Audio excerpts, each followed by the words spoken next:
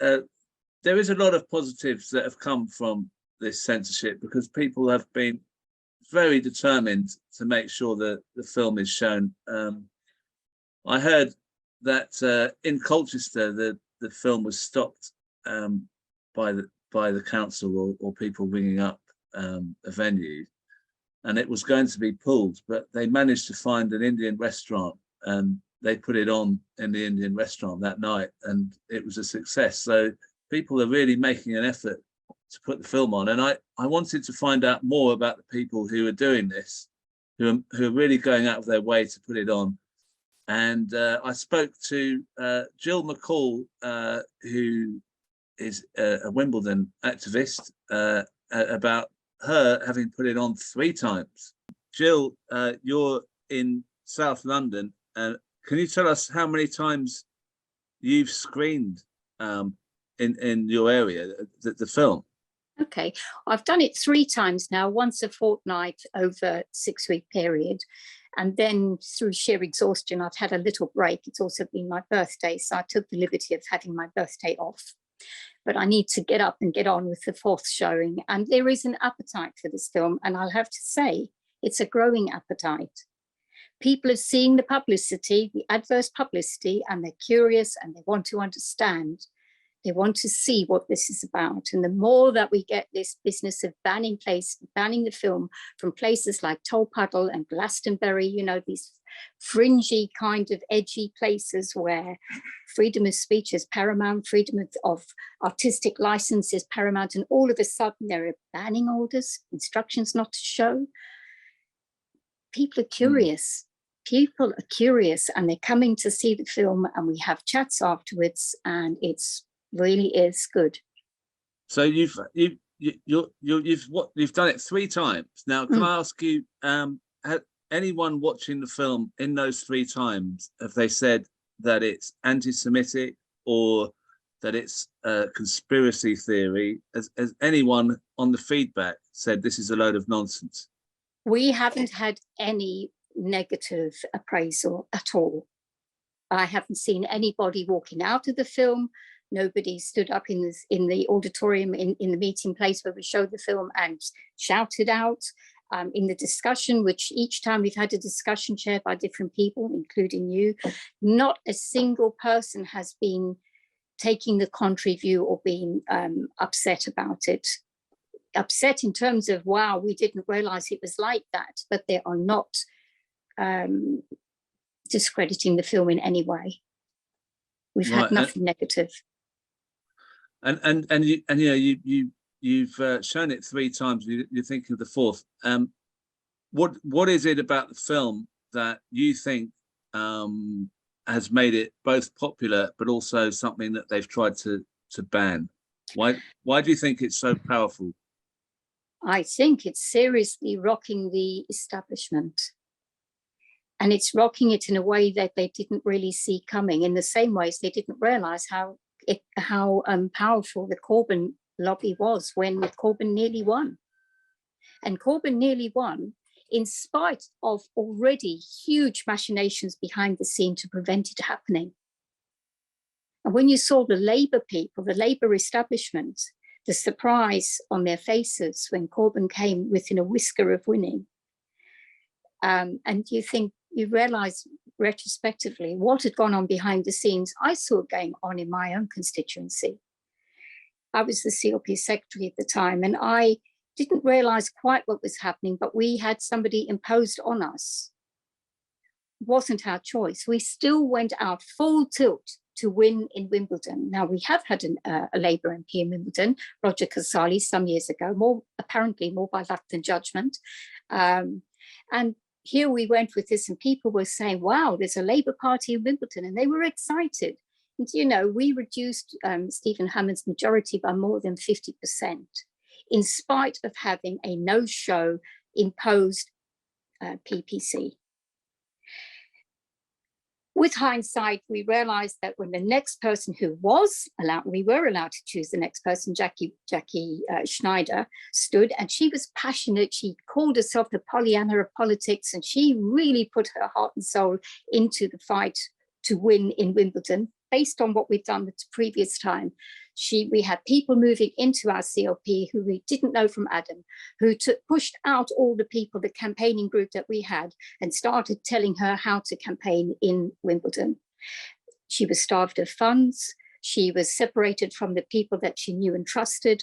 And in the long run, Jackie didn't win, and she didn't do anything like we had done in the Corbyn year. I think most of the people that come to see the picture are not necessarily activists, but they feel they are politically committed, and they trust their instincts, and they behave as good socialists or wanting a left Labour Party. I think that's largely who comes along. The centre and centre left kind of people come along, and they're confused because they're getting this message that this is not the Labour. They don't like the Labour Party they're seeing, and they're confused because what happened to it. And then they watch the film and they put the pieces of the jigsaw together with what they've experienced in their own CLPs and their own locality, what they're seeing on the news, the sensational stuff on the news, and then watching the film. People are not stupid. They realise when they've been strung along. And the film confirms for them their core belief. Well, I'm joined by John Kingston. Now, John, you're in Bournemouth, in the Bournemouth area. Now, look, Jack, Yes. as I was just speaking to Jill McCall there, she's put the film on 3 times. Now, I believe that you're attempting to break her record. Can you tell us how many times you're going? First of all, it's not about breaking records, obviously. It's just everyone doing what they can. No, I mean, it happened that we put a string of 5 showings together, screenings together. However, since I last spoke to you, Crispin, the last 2 and the largest ones actually have been cancelled. Because we had one on Friday night, we had one yesterday afternoon, we're having another one this afternoon. But it was supposed to be being shown at a hall at the back of a local, well, my local pub, with 50 people per viewing. The pub is owned by Green King. Now,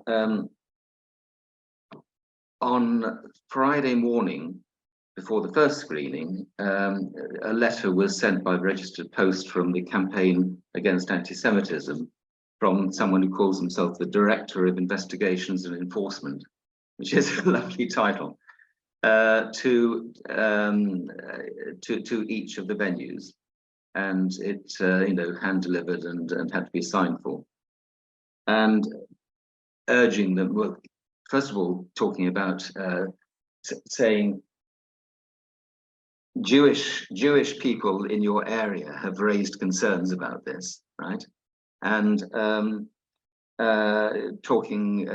making lots of allegations about people who were in the film, like Alexei Sale, like Jackie Walker, and like Jewish Voice for Labour. And it talks about Jewish Voice for Labour, for example, as being, and I quote, sham anti-Semitism denial group and sham Jewish representative organisation, Jewish Voice for Labour. Well, of course, it's not sham anything. It's everyone in the organisation is Jewish as well as being Labour, and they're not liked simply because they criticise. To talk about Jewish Voice for Labour members as being anti-Semitic is just an absurdity. But of course, it's a conflation. There's a deliberate conflation of anti-Semitism with criticism of Israel, and that's why this thing has happened. So the first 3 venues stood up to this, and were determined, even more determined, ready to go ahead with it. The Green King simply, the local management said that having received this letter, they sent it to head office, and head office said that they didn't want to get involved in any political activity. So it's been pulled. We will replace it with other venues and or But repeat. you won't tell us that you won't let people know till the last minute, I suppose, is the best way, is it? Well, no, I have all the bookings were through Eventbrite, and I have. I think it would be a bit unfair. I see that would be a good idea in some ways, but I think it would be a bit unfair for the people to turn up and from their point of view. So individual emails have gone out to everyone who booked, explaining the position and asking them to check Eventbrite for do searches on the film, and there will be other showings. Well, I'm sorry to hear that your attempt at breaking the record didn't quite come off. But it is actually seriously, it is very sad that they've gone to that length to intimidate people with a letter from, what was the name of the head of the name? Well, his name is Stephen Silverman, but he calls himself Director of Investigations and Enforcement.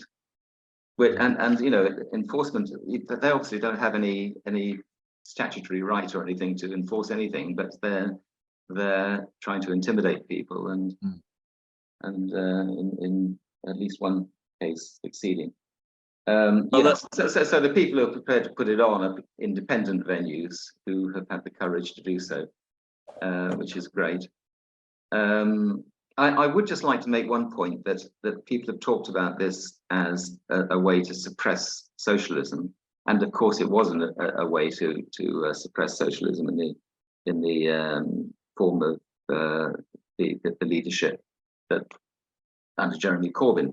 However, it wasn't just that. The reason that the campaign against anti-Semitism is doing what they're doing is more to depress, I would suggest, to avoid criticism of Israel, of the policies of Israel, and with this deliberate conflation of pretending that any criticism of Israel is anti-Semitic. And that then was picked up conveniently by people whose primary object wasn't anything to do with Israel, but their primary object was to suppress the socialist movement of the Labour Party. Right, there's two sort of groups mixing up together on the same thing. Yes. Thank you, John, and I appreciate you coming on, and it's very interesting what you've said about what happened with you. I'm going to bring on now Peter Doyle, who we've spoken to before, who's in Carlisle. So you're in Bournemouth, John, and Peter's right up near Scotland. Yes. Peter, what do you had two attempts to stop the film in Carlisle, and you put it on the third time. What's your view on what you've heard from John and Jill and others? Keep doing it. Keep doing it. That's the only response I have. They banned it twice in Carlisle. The dead hand of the Labour right wing council and councillors, but we got a venue, and we doubled the number of people that attended because of the publicity we got in the local media over the banning, and the stupidity and the stupid reaction of the councillors who banned it, who said that they didn't have to give a reason why it was banned in a community centre. So absolute arrogance, but it's a dead hand. An awful lot has happened since those films were banned. We showed it in Carlisle. We then showed it in Newcastle. We have got a clamour from people to set up a left-wing film club, not just for this movie, but for other left-wing movies. So we have a film club and a discussion group on the lessons of the movies. But what's happening? It's very difficult. I sensed a load of pessimism in your previous speakers. Here's what's happened in the last 3 to 4 months. My constituency Labour Party had an executive member expelled. The reason that he was given for his expulsion from the Labour Party was that he'd written a letter to the Militant newspaper in 1978, 41 years ago, for fuck's sake, We as officers resigned from our positions as officers, and the constituency party collapsed because no one came forward. There was no right-wingers who wanted to do the hard work of running a constituency Labour Party, so it collapsed. The dead hand of Labour and the NEC closed Carlisle constituency Labour Party down without any warning, without any notification, and there's not one member of Carlisle constituency Labour Party has been told why the constituency was closed down. They then get involved in mucking about in Copeland, which is on the west coast of Cumbria, over the selection of an MP. The whole of the executive, some left-wingers, some right-wingers, and most of them in the middle, resign. And the constituency has collapsed. There's not a functioning constituency in North Cumbria. Now, I want to make this point because a lot of people might not really understand it. But over in the northeast of England, where I was born and bred, in Gateshead and Newcastle and surrounding areas, it's a bastion of the Labour Party. And it has been for decade after decade after decade. The dead hand of the Labour bureaucracy and the NEC decide that they're going to stop Jamie Driscoll from standing to be the Metro Mayor. It split the Labour Party down the middle. Out of 22 constituency Labour parties in the northeast of England, 11 of them have said, go fuck yourself. We're not going to get involved in this. We're not going to get involved. One large metropolitan council has opted not to use its vote to be to select the Metro Mayor. The Labour Party has now effectively split the whole of the northeast of England down the middle. They've closed all of the constituencies in North Cumbria, and we don't have any functioning at all. And what's the response? Well, 2 weeks ago, I'm out at a collection for a food bank, and we're giving out leaflets about the only success that the Tory party's had, a 5,400% increase in the number of food banks, and other points. We get a letter very similar to the letter that you received, John, telling us that they were, if we didn't stop, they would serve a desist order on us for giving leaflets out at a collection for food banks, because there were left-wing leaflets criticising the Conservative Party, but also putting the Labour Party on the spot, because what the hell are they going to do about solving this problem of people going hungry? We'll get a lot of publicity out of that. We did get some publicity. I was out again this Saturday giving the leaflets out, and we gave out all of the leaflets. We ran out of bloody leaflets. And the point I think I'm making is, the more they attack us, the more that they ban movies, the more that they try and ban leaflets, the greater the reaction is. And we've got a meeting tomorrow night in my house, a group of comrades, Left Horizon comrades, and we're going to set up a film club. And we're going to utilise all of the publicity that we've had, positive publicity that we've had about the banning of movies and not being allowed to give leaflets out on the streets. I mean, I've sworn a couple of times, so I suppose another time won't. You can do it again if you like. A third time lucky. The Labour bureaucracy, Labour North it's referred to, and the NEC are as thick as shit. If they think that what they're doing is going to defeat the left, it's making us stronger. There are more people coming over to the left.